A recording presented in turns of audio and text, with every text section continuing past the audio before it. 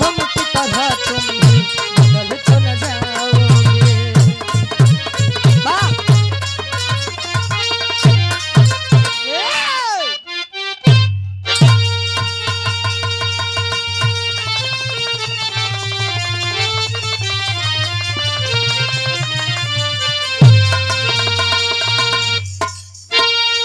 अब सवरी आय राम रे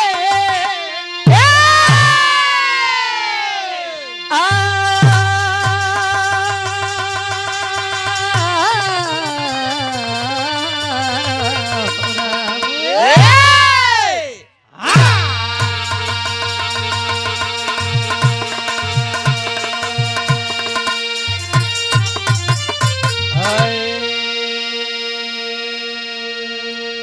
देखा जे बिरहा देखे आ रहे नो तो देखते हैं, लेकिन जब बिरहा सुने आ रहे ना बे लोग बैठा है इंतजार में कॉले बिरहा हुई। एक छोट सा बिरहा अजे के हमारे गावे से बिरहा तकलीफ होके उ आधा घंटा 1 घंटा या मंच के आसपास दिखाबो मत करो। क्या बात काहे कि बिरहा गावत के बीच में हमका डिस्टरबेंस बिल्कुल नहीं पसंद है। कभी जी 4 लाइन भूमिका के अंदर भाव लिखते हैं। अच्छा गुरुजी, पहले के समय में लोगन के बातें अलग रहे। कहे रघुकुल रीति सदा चली आई, मेहरारू पर जुलुम ढाई। अच्छा मेहरून के ऊपर बड़ी विपदा भबका गुरुजी। बहुत पहले से जितना दुख तकलीफ खाली हमारे डबल गुरुजी समझो थे। केकरे ऊपर दुविधा देखान बहुत होगा। सीता के देख ले और सुपर्णखा के देख ले, और तारा के जाके देख ले। और मंजीत भैया को नहीं भरोसा होता है। कभी जी 4 लाइन भूमिका के अंदर भाव लिखते हैं कैसे।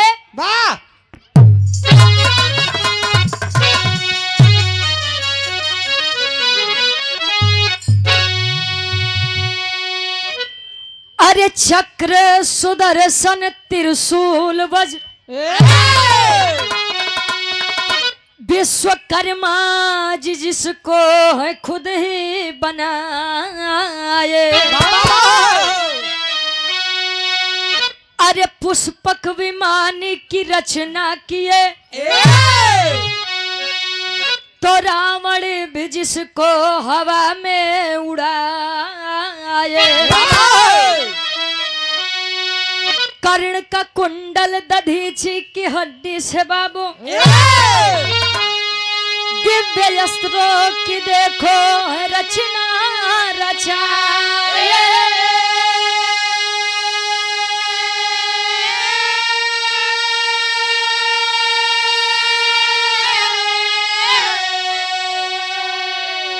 अरे विश्वकर्मा जी दुनिया के पहले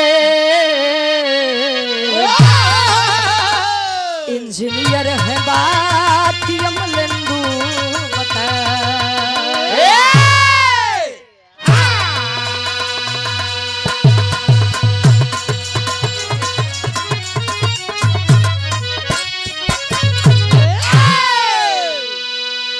कर्ण का कुंडल दधीची की हड्डी से दिव्यास्त्रों की देखो है रचना रचाए।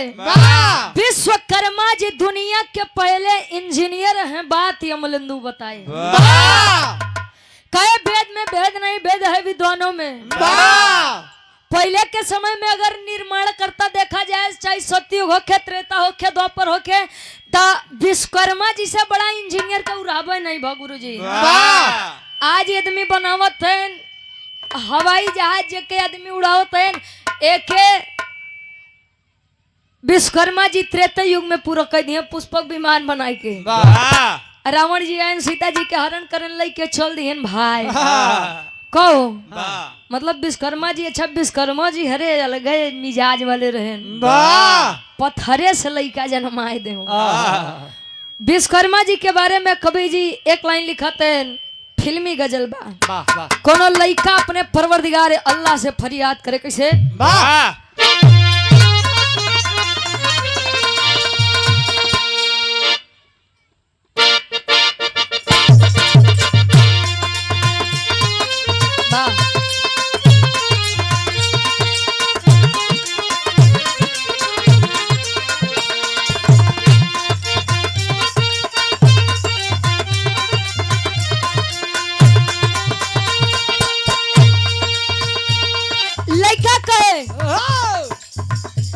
ऐ खुदा तुझसे अर्जी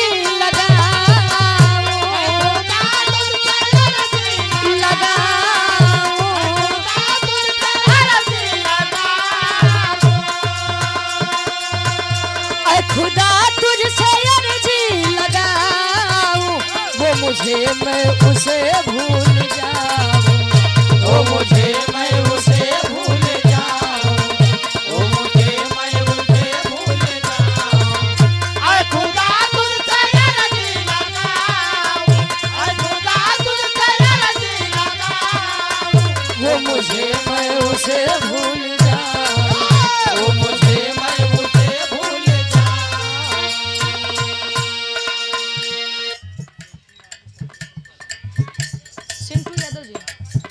और सम्मानित गार्जियन जी बड़े भाई आप हमारे सिंटू यादव प्रधान जी हमारे सरवेपुर से सरगीपुर से अच्छा सरबीपुर से हाँ बस भैया अब जान गए ये हमारे गार्जियन जी प्रधान जी के द्वारा ये ढेर सारा हमें पुरस्कार देकर सम्मान किया गया बहुत बहुत धन्यवाद आशीर्वाद के चारे के बच्चे अपनी कला में कामयाब रहे और अपना म्यूजिक प्रयागराज सीताराम बिरहा म्यूजिक राधा म्यूजिक क्लब के डायरेक्टर साहब सम्मानित गार्जियन जी हमारे महेंद्र यादव दादा गोहानी प्रयागराज की ऐतिहासिक सरजमी में शेष भाव का सम्मान 200 रुपया बहुत बहुत धन्यवाद आशीर्वाद के चारे 40 मिनट 45 मिनट मोबाइल के धैदा गवाइला फिर चला देखा कहे न करूं याद ना यादिया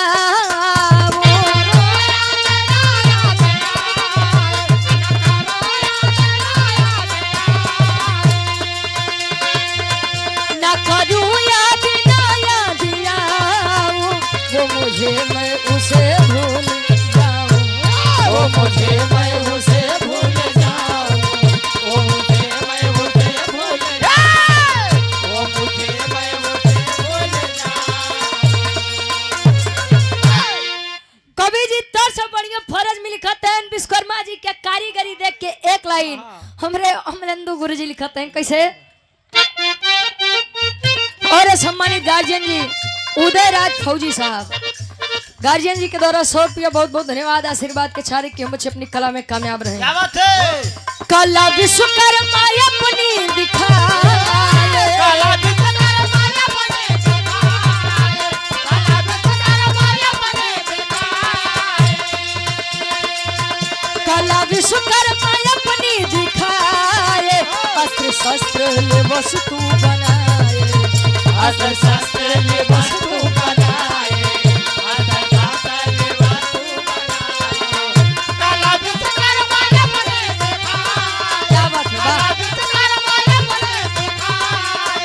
अस्त्र शस्त्र ले वस्तु बनाए अस्त्र शस्त्र ले वस्तु बनाए कहे कला विश्वकर्मा अपनी दिखाए अस्त्र शस्त्र ले वस्तु बनाए कारीगरी रहे विश्वकर्मा जी के गुरु जी दधीची जी के हड्डी से अस्त्र का निर्माण कर दिए आप लोग जानत होगा कि एक मुनरी रहे पूरे रामायण भर में वो जहां गए कुल नाशे करे मुनरी न बजरंगी भैया हाँ सत्य बात चला कोनो बात में तू कहा खा में का जानी थी और आप सम्मानित गार्जियन जी डॉक्टर जी के यादव जी ये आपके द्वारा 100 रुपए का सम्मान बहुत बहुत धन्यवाद आशीर्वाद के चारे के हम बच्चे अपनी कला में कामयाब रहे धर्मार्थ चिकित्सा सेवा बाईपास दुर्गापुर रोड अमेठी ये आप गार्जियन जी के द्वारा 100 रुपया बहुत बहुत धन्यवाद आशीर्वाद के चाह रही अच्छा एक बात है बजरंगी भैया पहले के समय में एक राजा कईयो रानी रखन रानी इतनी समझदार होखन कि कितना बेचारी अंदर से जले लेकिन बाहर उ नहीं व्यक्त कर पावन आज के जमाने बड़ा उल्टा बा आज रानी 4-5 राजा रख ली थे चल तहार वाली कितना रखे बा अच्छा इनकर पूरा हिंदुस्तान रखे बा वो कैसे हो फलावर नहीं फॉलोवर कहते खाए वाला कहानी का शुरुआत बा कैसे मान सिंह यादव जी इसी ग्राम से 100 रुपए का सम्मान अच्छा मान सिंह यादव जी इसी ग्राम से 100 रुपया बहुत बहुत धन्यवाद आशीर्वाद के चाह रहे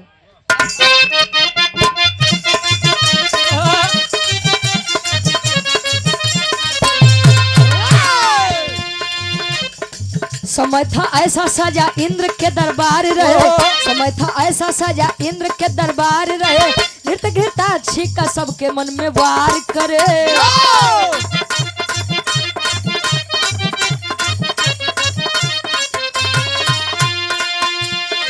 अप्सरा घृताक्षी जो नृत्य की दीवानी थी, अप्सरा घृताक्षी जो नृत्य की दीवानी थी, उन्हीं की बेटी चित्रंगदा सयानी थी।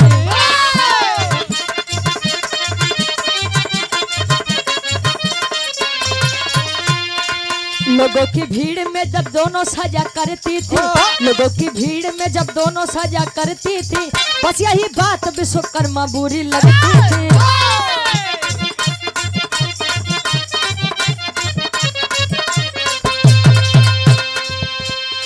नृत्य से क्रोधित विश्वकर्मा रहा करते थे,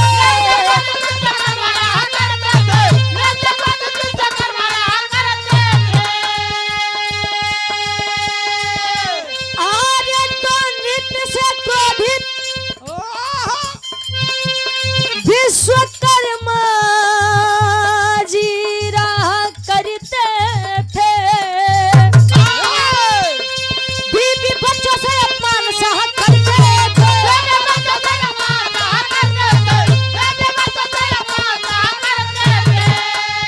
अरे तो बीवी बच्चों से अपमान सहा करते थे।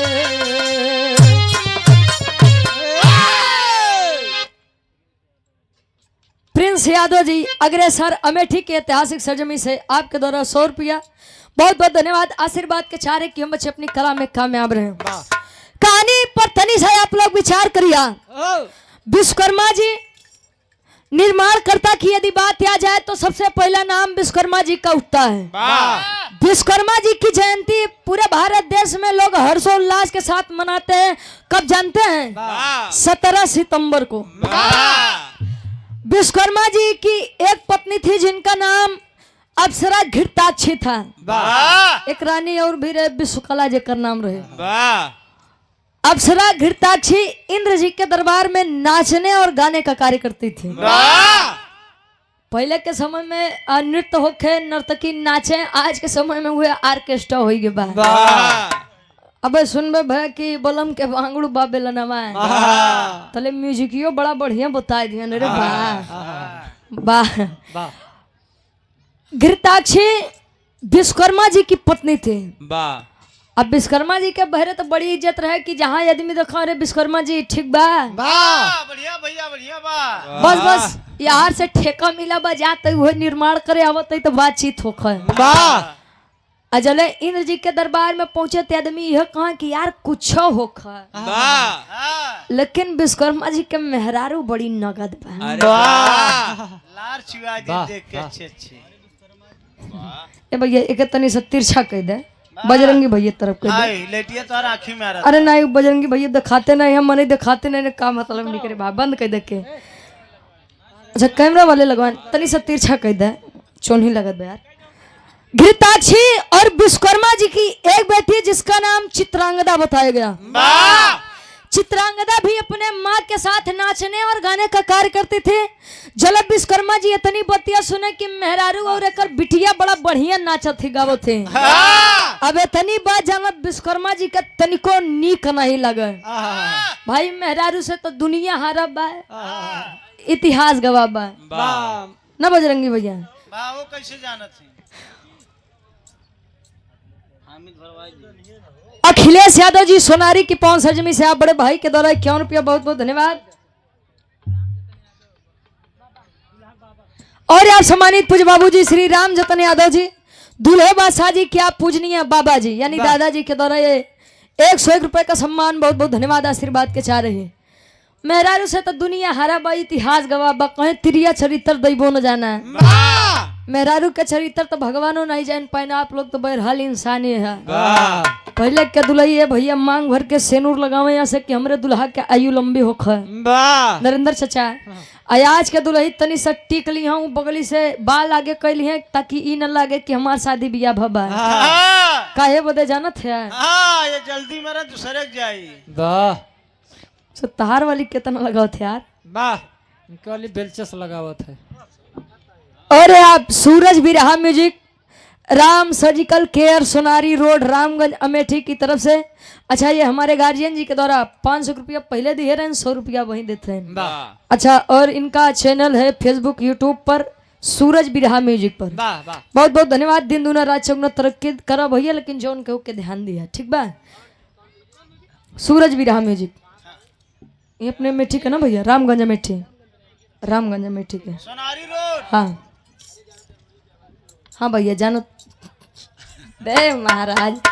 ए भैया अच्छा विश्वकर्मा जी आए, वाह अपने बिटिया चित्रांगदा का बोला कहे लड़की लड़की बात कर भी रहा बात।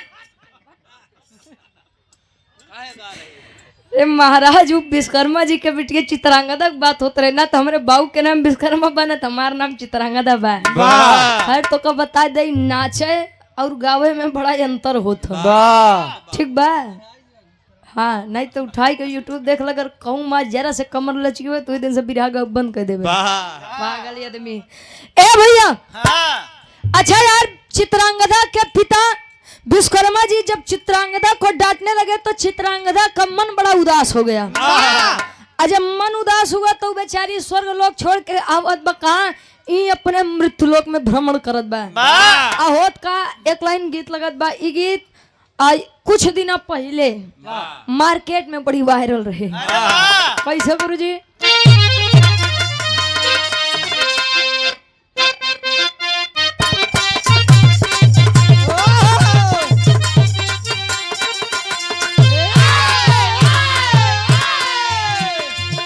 दुल्हावा अपने दुल्हिया के मनावन करत बा।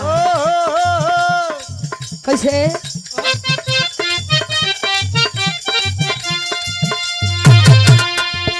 हाई सेंट गमकौआ हमारे खातिर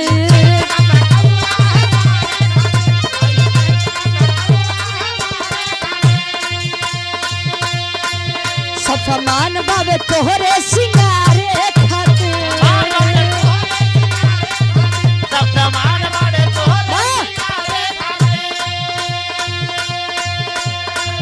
हाई सेंट गमकौआ हमारे खातिर सब सामान बाबे तोहरे सिंगारे खातिर। पहले दुल्ही कहे टिकुली लैला झुमका लैला कजरा हाई फाई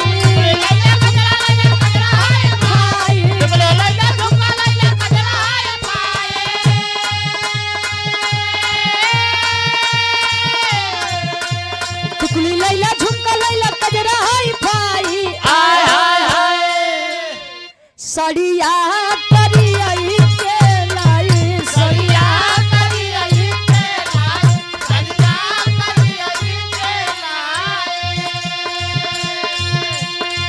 विश्वकर्मा जी की बात सुनकर के चित्रांगदा चली है। कैसे?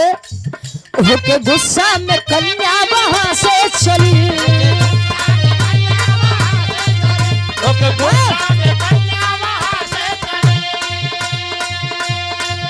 मृत्यु लोकवा में आई कछनारी कली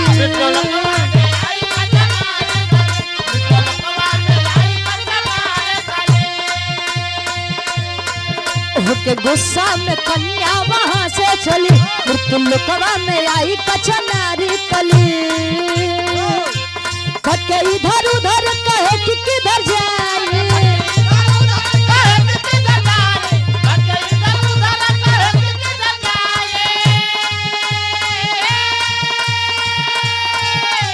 भटके इधर उधर कहे कि किधर जाई। अरे राजा सूरत के पास आई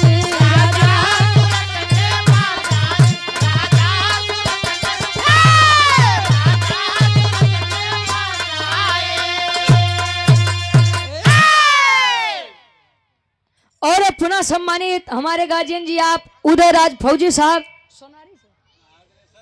अच्छा अग्रेसर से हमारे घर मलिकार साहब आपके द्वारा 100 रुपया बहुत बहुत धन्यवाद आशीर्वाद के चारे कि हम बच्चे अपनी कला में कामयाब रहे। हाँ चले यही के बाद बिरहावा हो जाए ताकि बाबू हरे न गुस्साए नहीं तो ये हो कि पता नहीं के कर बिरहा बोला ली रहे समधुन तज में बड़ा बदनाम है। ई बार एक खिगा दे ओकर बाद सुनक तबे जाबे। अच्छा यार, विश्वकर्मा जी की बात सुन करके चित्रांगदा मृतलोक पर आई और मृतलोक में एक राजा जिनका नाम राजा सूरत बताया गया। SURAT वाह सूरत समझ ले हाँ भाई, बस नहीं तेरे कुछ समझ ले जाए बस सूरत गुजरात वाला। ना यार, नाम होता अहमदाबाद वाला। राजा सूरत से टकराव हुआ। गुरु जी जब आंख से आंख लड़ी, लड़ी तो दोनों आंखें फूट गई। बट आंख लड़े से आंख फूटा तो दादा राम कैलाश यादव जी कहा करते थे, तेरी मेरी आंख लड़ी लोगों ने बदनाम किया, कहा दुनिया के बक्कई दे राजा हम तू अपन काम किया। क्यों क्यों कहे ला उमरिया के दोस्त बा, कही के गए सूरदासी सब नजरिए के दोस्त बा। अच्छा, राजा सूरत और चित्रांगदा में प्रेम हुआ। दोनों ने कसमें खाई कि जिएंगे सनम तेरे लिए और मरेंगे सनम तेरे लिए। यार विश्वकर्मा जी परेशान, सोचते हैं बिटिया अब जवान होगी बस सयान होगी बा, अब शादी के योग भी हो गई है। तो पहले के समय में वह खाली एक चीज रहे, स्वयंवर वाली दुविधा। अच्छा, स्वयंवर रखा गया। चित्रांगदा यहाँ से वचन देकर गई कि मैं अपने पिताजी को यहाँ पर लेकर के आऊंगी। चली है, स्वयंवर रखा है। चित्रांगदा पूछत बा पिताजी, ए बाबू किया इतना आदमी काहे बदे आए हैं बाबू? स्वयंवर में बिटिया है स्वयंवर हमार और नहीं का तोरे माई के कहे के स्वयंवर, वो भी मेरे लिए किसने कहा? अरे आप होते कौन है? तेरा बाप। ए बाप रे, इतनी बतिया सुनते मानो विश्वकर्मा जी का भाई ईगो टच हो गया, हट हो गया। स्वाभिमान पे बात तक कहे काल के बिटिहनी तोरी माई ये हमका कहे कि तू क्या होता हमारे पे यह गमन करे वाला। ये भैया पहले के जमाना इतना खराब रहा कि आदमी बिना देखे भी यहाँ कह दे। अच्छा, जब इतनी बात हुई, देखिए अगर लोग कहते हैं कि विवाह के बाद शादी करना, किसी से प्रेम करना गलत है, तो भी प्रेम किसी और से और शादी किसी और से करना ये भी गलत है।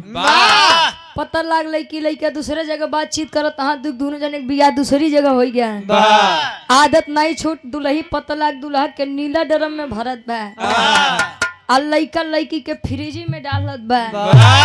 काहे चार जीवन नष्ट करत है? जे जहाँ जाओ के जाए तो सीधी बात भैया तू करत है, तू जाना मन है वैसा न तो का मतलब बा ढेर दबाव डाले से का गुरुजी। अच्छा, इतनी बात सुने हैं विश्वकर्मा जी, तलब विश्वकर्मा जी पहले के आदमी घुसियाए तो कमंडल से जल निकाले, जल निकलते मन तुरंत शराब सुनाई दे। शराब सुना में कैसे टेरी के भाव लगत बा।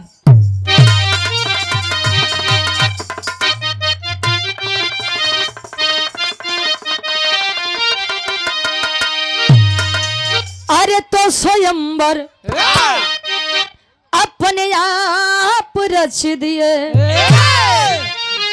ए बाबू स्वयंवर अपने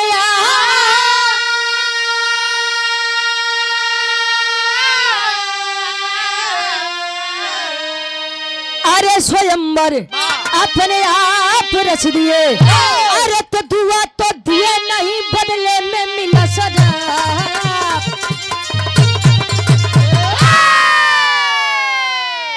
कहे दुआ तो दिए नहीं, बदले में मिला शराब। स्वयंवर अपने आप रच दिए। शराब सुनाए कि ए लड़की, तूने जिस किसी के लिए मेरी मान मर्यादा को भरे समाज में मिट्टी में मिलाया है, मैं तुझे श्राप देता हूँ कि यदि तू किसी से भी मेरी मर्जी के खिलाफ शादी करेगी तो तेरे शादी करते हुए वह यमलोक में पहुंच जाएगा। यमलोक के मतलब यमराज जी यमराज जी लेके चली जाए हाँ, यानी मृत्यु के देवता आएंगे और तुम्हारे पति को लेकर के जाएंगे। इतनी बतिया जले चित्रांगदा सुनत बा, विचार करत बा, आय हाय दुआ तो देना था, आशीर्वाद देना था, वो तो देबे नहीं भैया। शराब पिए लोग सुनाई दे हम तो जिये हमार दुल्हा मर जाई बतावा ले वाह चलिए आई है मृतलोक में नदी के किनारे बैठी है और यही सोच करके पानी में कूदी है अपनी जान देने के लिए। वाह पानी का बहाव तेज है, पानी के बहाव से लड़की मूर्छित होकर के बहते बहते पहुंचती है एक मुनि जी की कुटिया के पास, वाह जिनका नाम ऋतिक ध्वज मुनि बताया गया। वाह मुनि जी देखे शिष्यों को आदेश दिए कि बेटा देखो कौन है, ये लड़की कौन है? तू नहीं जानता हो? हाँ। कहे देखिए कौन है, और इतनी कम उम्र में इतना बड़ा फैसला। गए लेकर आए तले लड़किया बतावत बा, कवि जी लिखत हैं जने रहन उछल गए बेचारू ककहारा से गीत कवि जी लिखत हैं चौक के भाव लगत बा कैसे? वाह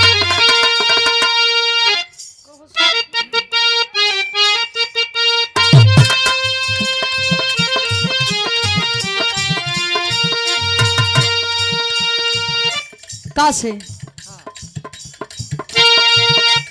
कहे चित्रांगद मुनि सजा के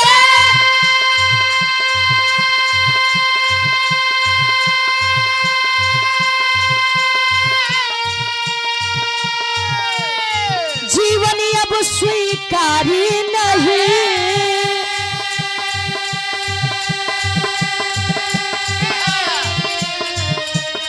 खुद की मर्जी से शादी करेला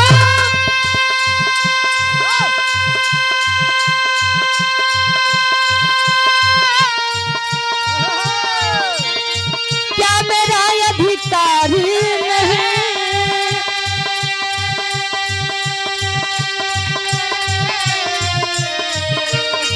गणपति के पास में जाके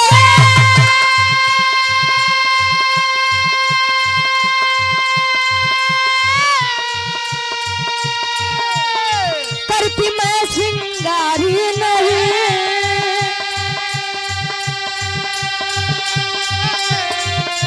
घिरा हुई है अब जीवन से, घिरा हुई है अब जीवन से मर जाना बेकार नहीं, घिरा हुई है अब जीवन से मर जाना बेकार, मर जाना बेकार नहीं, घिरा हुई है अब जीवन से मर जाना, घिरा हुई है अब जीवन से मर जाना बेकार नहीं। और सम्मानित गार्जियन जी अभय प्रताप यादव एडवोकेट साहब किसी भी व्यक्ति के साथ अन्याय के खिलाफ निशुल्क मुकदमा लड़ेंगे। वाह कहाँ है भैया? क्या बात है। आज के समय में निशुल्क सेवक जे दे जानला उसी बड़ा समाज सेवी की है नहीं बा। वाह अभय प्रताप भैया के बार बार गोल लगी भैया। अच्छा भैया हमारे बहुत बहुत धन्यवाद। अच्छा हम चाहेंगे कि आप मंच पर आ जाइए, क्या कहना। और सम्मानित गार्जियन जी Vinay Yadav ji estate bank of India के मैनेजर साहब, इलाहाबाद के रहने वाले। कौन गाँव? अच्छा इलाहाबाद में कार्यरत है कहो। और अपने समाज के लोगों के लिए कर बल छल किसी प्रकार की जरूरत में पूर्ण सहयोग। वाह क्या बात है, कर बल छल सब लगाए दिए हैं। वाह बहुत बहुत धन्यवाद। ये गार्जियन जी के द्वारा ढेर सारा हमारा पुरस्कार। खाना के व्यवस्था होगी बा लेकिन जाए मत भाई के हूँ। हाँ खाली हमारे बिरहा 15 से 20 मिनट के बचा बा, जितना इतना देर आप लोग बैठे रहे उसे 15 से 20 मिनट और बैठ जाए। कह देवेंद्र भैया काय कराती मन अरे जे के खाए बा लड़के उड़के के खियाओ बा कीमत जाए भाई, नहीं तो हमारा बिरहा कुलनाश हो जाए। और 100 रुपये का सम्मान अजय यादव सिपाही साहब 100 रुपया बहुत बहुत धन्यवाद।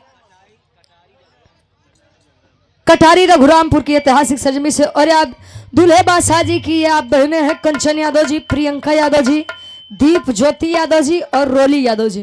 ये सभी बहनों के द्वारा 100 रुपए का सम्मान बहुत बहुत धन्यवाद। आशीर्वाद के चारे अच्छा 500 रुपए का सम्मान बहुत बहुत धन्यवाद। कहे गणपति के पास में जाकर करती मैं श्रृंगार नहीं, और घृणा हुई है अब जीवन से मर जाना बेकार नहीं। साहब मैं विश्वकर्मा जी की बेटी चित्रांगदा हूँ। मुझे मृत्युलोक के एक राजा सूरज से प्रेम हुआ, विवाह करना चाहती थी और यही बात मैंने अपने पिता विश्वकर्मा जी को बताया। विश्वकर्मा जी ने मुझे श्राप सुना दिया कि अगर मैं उनके मर्जी के खिलाफ किसी से भी विवाह करूंगी तो मेरा प्रति मृत्यु को प्राप्त हो जाएगा। इतनी बतिया जब सुने तो ऋतिक ध्वज मुनि कहा परेशान मत हो, मैं बात करूंगा। आए हैं विश्वकर्मा जी अपनी बेटी की तलाश में। ऋतिक ध्वज मुनि जब समझावे तब विश्वकर्मा जी लगे गुस्सिया, कहे तू का जाना जकरे न मेहरारू न लड़का हुई इज्जत बेइज्जत का जाने हो। इतनी बतिया जब ऋतिक ध्वज मुनि सुने तो गुस्सिया गए, कहे बड़ा शराब सुनावे के तोर शौक बा। कमंडल का जल निकाले, कहे कि विश्वकर्मा जी बड़ा घमंड है, अहंकार है आपको अपनी इस देह पर, सुंदरता पर, अपने इस कार्य पर। अरे जाइए हम आपको श्राप देते हैं, तार विशाल रूपी एक वानरे में परिवर्तित हो जाई। वानर के मतलब बनरे में परिवर्तित हो जाई। इतन कह के चले पानी फेंकतन विश्वकर्मा जी के श्राप लगा गुरुजी। विश्वकर्मा जी कहे साहब गलती हो गई, केवल ई तन से मुक्त कराई दे, बाद में आज के बाद कोनो गलती होइबे नहीं करी। कहे अब मुक्ति तब है मिली जब राजा सूरत का ही लियाई के उबा। अच्छा हर राजा सूरत के खोज में विश्वकर्मा जी मुक्ति मुक्ति मुक्ति मुक्ति करत करत पहुंचत है अंजन प्रदेश। वह अंजन प्रदेश जहाँ हनुमान जी के लालन पालन जन्म भर है। तले हुआ के जितना कुल छोट प्रजाति के वानर है, बड़काए वानर का देख के विचार करते हैं। खाटी इलाहाबादी तर्ज लगत बा। आखिरी गीत बा कैसे,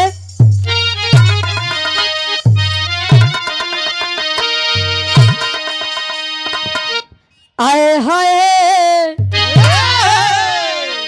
अरे राम झकोर मार झुलनी। बाबू राम धारे है तो जी गाँव में झूसी नरेश प्रयागराज। अरे राम झकोर मार झुलनी काहे साड़ी लहराए हो झकोर मार झुलनी।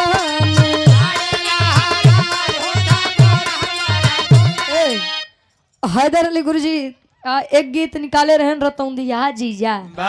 ओमा गाँव में कैसे, अरे राम घुसखोरी गा बरधा गा सार बरधा, अरे घुसखोरी गा बरधा कहाँ सारी यही मझारी घुसखोरी गा बरधा सारी यही अरे हमार मुड़ी कटली दुलही कहे, अरे हमार मुड़ी कटली तमोर बूढ़ा माही हमार मुड़ी कटली मोर बूढ़ा माही हमार मुड़ी कटली मोर बूढ़ा माही रे तोहार मुड़ी हमार मुड़ी कटली हमार बूढ़ा माई दुलही कहे महाराज। तोर मुड़ी कटनी तोहार बूढ़ा माई तू अपन बतावे लागत है बेचारू कहा करवा। और पुनः सम्मानित हमारे गार्जियन जी घर मलिकार साहब श्री उदयराज फौजी साहब, ये आपके द्वारा 100 रुपया बहुत बहुत धन्यवाद। कभी जी तर से बढ़िया फरज में लिखत है कुल बानर भालू विचार करते हैं अंजन प्रदेश के कैसे, अरे कहाँ से जा बनरा बजरंगी भैया, अरे कहाँ से जा बनरा तमोर नगरी में कहाँ से जा बनरा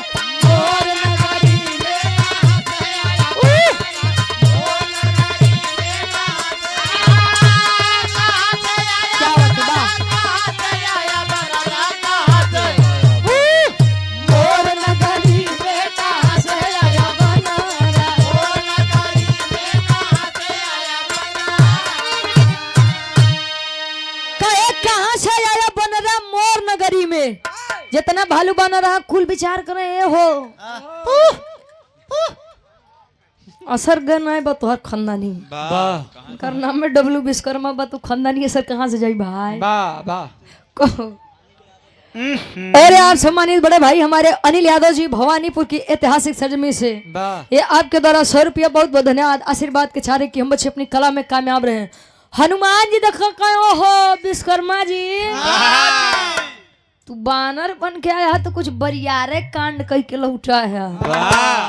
विश्वकर्मा जी का बात बा कहे महाराज ऋतिक ध्वज मुनि के श्राप लग बा मुक्ति के खोज में निकला ही अभी यहाँ आई गई बस खाली एक बार बता दे राजा सूरत कहाँ है लेकिन पहले के समय में कोनो भी काम होखे तो के पीछे कोनो विधि के विधान होखे विश्वकर्मा जी वानर तो बने लेकिन वानरी रूप में भी उन्होंने एक ऐसा कार्य किया जो पूरे रामायण के लिए आज भी एक ऐसा वरदान बना शायद वो दोनों ना होते तो सीता जी का लाभ बड़ा दुर्लभ हो जाता।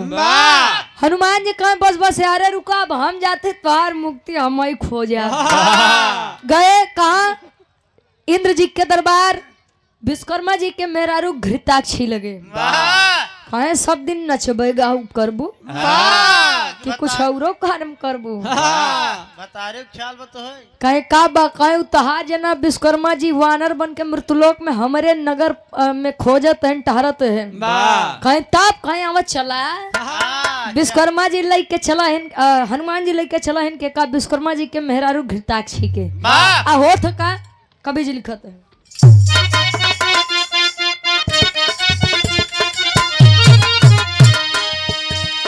गए हनुमान तब घृताक्षी को ले आए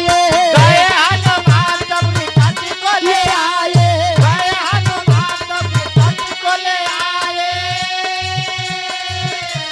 वानर बन के विश्वकर्मा संबंध बनाए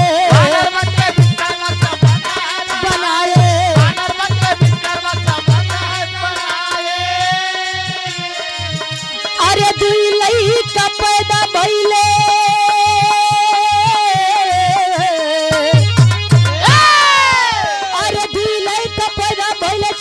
सगरी में कहां से आया बनरा और नगरी में कहां से आया बनरा कहां से आया बनरा कहां से आया बनरा कहां से मोर नगरी में कहां से आया बनरा मोर नगरी में कहां से आया बनरा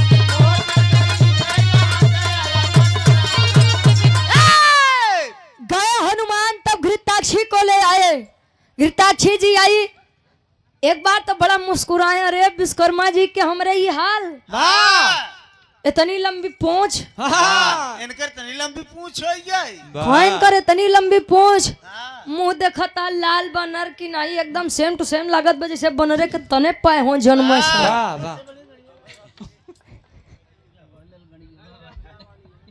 हाँ आप जाए वाली भैया समझा थे तुम हां और आप सम्मानित पूज्य गार्जियन जी अभय राज फौजी साहब हमारे गार्जियन जी दूल्हे बासा जी क्या पूजनीय चाचा जी वाह 100 रुपया बहुत बहुत धन्यवाद आशीर्वाद के चारे के बच्चे अपनी कला में कामयाब रहे आई घृताक्षी जी तो हनुमान जी का देख के मुस्कुरा मत कहता कहीं काम करा तो अगर प्रेम चाहिए ई विश्वकर्मा जी के तो एक काम करा तू बनरी बनी जा जल्दी बने बने घृताक्षी तो देखा हनुमान जी का मुंह कहाँ था दिमाग में खराब बा मैं इतनी खूबसूरत हूँ सुंदर हम बानी केहू से न कम बानी वाह वाह वाह कहे बतावा हमें तनी सुंदर हम चलो बनरी बनबे हन के बदे कहे अगर प्रेम चाहिए तो बनी जा नहीं तो निकल ला पतली गली से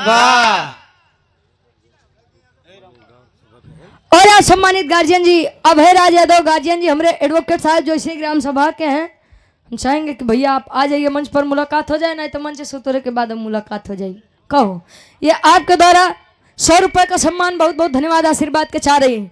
अच्छा बानरी रूप लेके घृताक्षी जी विश्वकर्मा जी के सामने लगे पोज पर पोज मारे यहाँ जब अच्छा मेहरारू जात हो था ऐसा गुरु जी कि अगर तनको लड़कियां नगद दिखाई तो कुछो न करिए लेकिन अगर बारी आगे पीछे करे लगी तो समझ जे कुछ न कुछ दाल में काला बा बड़ी लेबर अच्छा यार घृताक्षी जब यार वहार करे तो विश्वकर्मा जी कहे मुक्ति के भाड़ में अब कैसो पहले युक्ति के जोड़ लगा बा विश्वकर्मा जी लगे घृताक्षी के पीछे पीछे भागे अच्छा प्रेम बना दोनों में संबंध बना वानरी रूप घृताक्षी जब गर्भवती हुई गुरुजी गर्भ धारण हुआ धीरे धीरे समय बीता तो 2 वानर पुत्रों को जन्म दिया घृताक्षी जी ने वानरी रूप में 2 वानर पुत्रों का जब जन्म हुआ तो घृताक्षी जी कहीं कि ले हाँ हिया हम प्रेम खोजे आ रहे दूठी लड़का जन्म लैली हम अब हम जाते ही इंद्र देवता बुलावत है ना विश्वकर्मा जी अपन मुक्ति हेरन लड़का खोजे वो जाने उनका काम जाने चलिए घृताक्षी। अच्छा फिर से ध्यान जब टूटा कहे अरे विश्वकर्मा तो है मुक्ति हेरे के रहा नहीं यार तो तू कहाँ अपने जुगती के पीछे लग गया और नऊ दू वानर पुत्र छोड़ कर चल देन मुक्ति मुक्ति करत कहा फिर से ऋतिक ध्वज मुनि के पास। ऋतिक ध्वज मुनि से कहे कि मुनीष जी आप राजा सूरत को बुलाइए मैं अपनी स्व इच्छा से दोनों का विवाह करवाऊंगा। करवाओ तन कैसे पहपट के भाव लगत बा। और आप फौजी भाइयों की तरफ से दुल्हिनपुर से और 100 रुपए का सम्मान गार्जियन जी बहुत बहुत धन्यवाद आशीर्वाद के चाह रहे। अच्छा प्रधान जी के मौसिया जी अरे क्या कहना उसे दोनों जने लगतो है बहरहाल बहुत बहुत धन्यवाद आशीर्वाद के चाह रहे कि बच्चे अपनी कला में कामयाब रहे। पापट के भाव लगत बा कवि जी लिखत है आज विश्वकर्मा जी वानर रूप में अपनी बेटी चित्रांगदा और राजा सूरत का विवाह कराते हैं कैसे।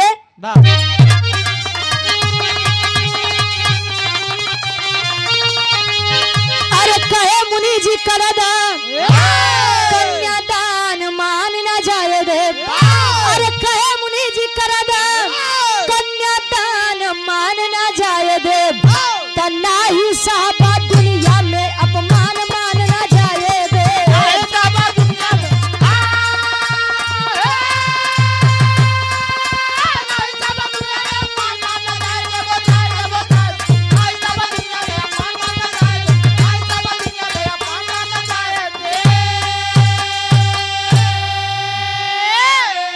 अरे बात सुन के विश्वकर्मा जी हाथ को बढ़ाए हैं चित्रांगदा के हाथ राजा सूरत को थमाए हो।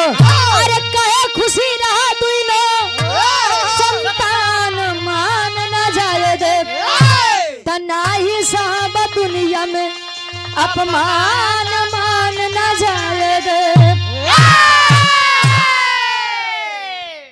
विवाह कराए श्राप से मुक्त हुए और फिर से विश्वकर्मा जी चल दिए अपने कार्य के लिए। अब जरा विचार करेंगे जिन दो वानर पुत्रों का जन्म हुआ वानर रूप विश्वकर्मा जी और वानरी रूप घृताक्षी के बीच में जो दो वानर पुत्रों का जन्म हुआ उनका नाम का पड़ा कवि जी लिखा तन खड़ी के भाव लगत बा।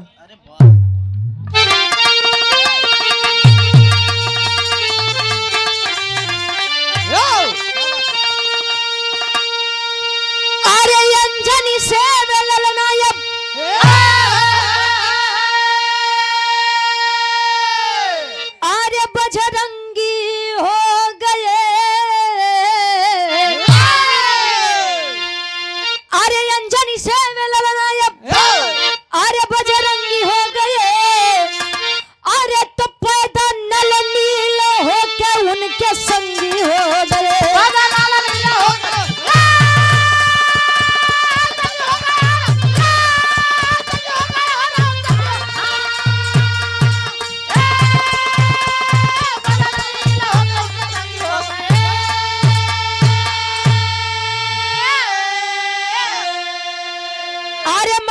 लंका से खबर लेके आए तो नल नील देखा तब मार्ग है बनाए।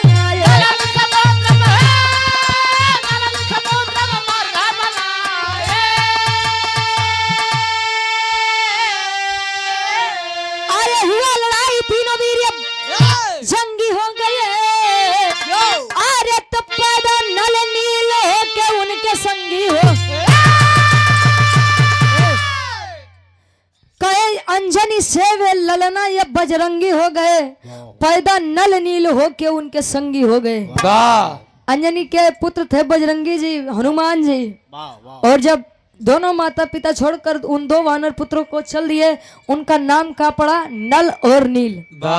जो भी गार्जियन जी वैसे तो रामायण महाभारत के बारे में बच्चा बच्चा जानकार है। अरे वाह राम सेतु में अगर सबसे बड़ा हाथ किसी का था सबसे बड़ा संयोग किसी का था तो वो केवल और केवल नल और नील का था।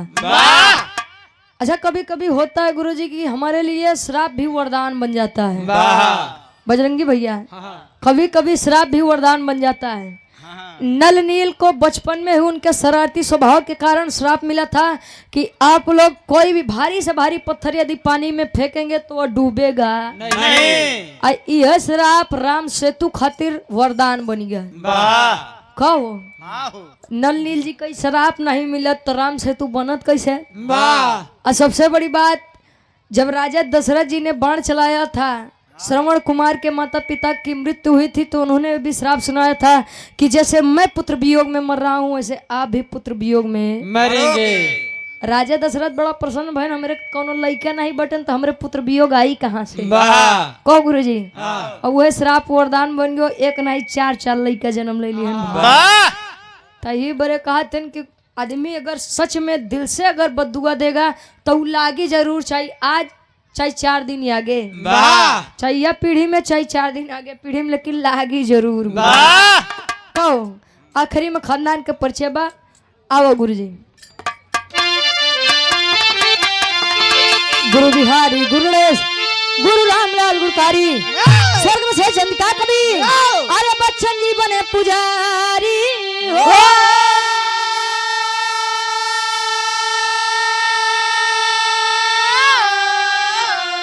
अरे स्वयंवर अपने आप रच दिए, तो गावे रुचि अदोपरी का पानी नाप, स्वयंवर अपने आप रच दिए।